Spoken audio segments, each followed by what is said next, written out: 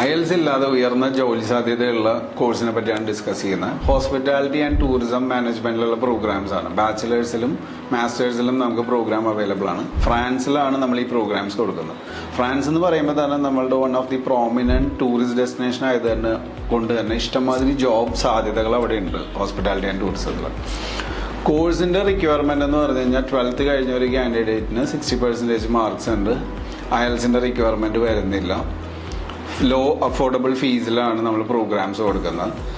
പിന്നെ ഈ പ്രോഗ്രാം ചെയ്യുന്ന ഒരു കാൻഡിഡേറ്റിന്റെ ഏറ്റവും വലിയ അഡ്വാൻറ്റേജ് എന്ന് പറഞ്ഞു കഴിഞ്ഞാൽ അവിടെ അക്കോമഡേഷന്റെ സമയത്തൊക്കെ ഗവൺമെന്റ് ഒരു 50% വരെ നമ്മളെ സപ്പോർട്ട് ചെയ്യുന്നുണ്ട് ഈ അക്കോമഡേഷന്റെ ഫണ്ടിന്റെ കാര്യത്തിനൊക്കെ വേണ്ടി. മാസ്റ്റേഴ്സ് ചെയ്യുന്ന ഒരു കാൻഡിഡേറ്റിന് അപ് ടു 2 years വരെ സ്റ്റേ ബാക്ക് ഉണ്ട്. അതല്ലാണ്ട് ഇവർക്ക് എക്സ്റ്റെൻഡ് ചെയ്ത് കഴിഞ്ഞാൽ 5 years വരെ ഷെങ്കൻ വിസ കിട്ടുന്ന ഒരു ഓപ്പർച്യൂണിറ്റിയും കൂടി അവിടെ അവൈലബിൾ ആണ്. അതുകൊണ്ട് തന്നെ ഫ്രാൻസിലേക്കുള്ള അഡ്മിഷൻസ് ഹയർ ഡിമാൻഡിലാണ് പോയിക്കൊണ്ടിരിക്കുന്നത്. നമ്മൾക്കിപ്പോൾ ഓപ്പണിങ്സ് ഉണ്ട്. ഇൻട്രസ്റ്റഡ് ആയിട്ടുള്ള കാൻഡിഡേറ്റ്സിന് കോൺടാക്ട് ചെയ്യാവുന്നതാണ്.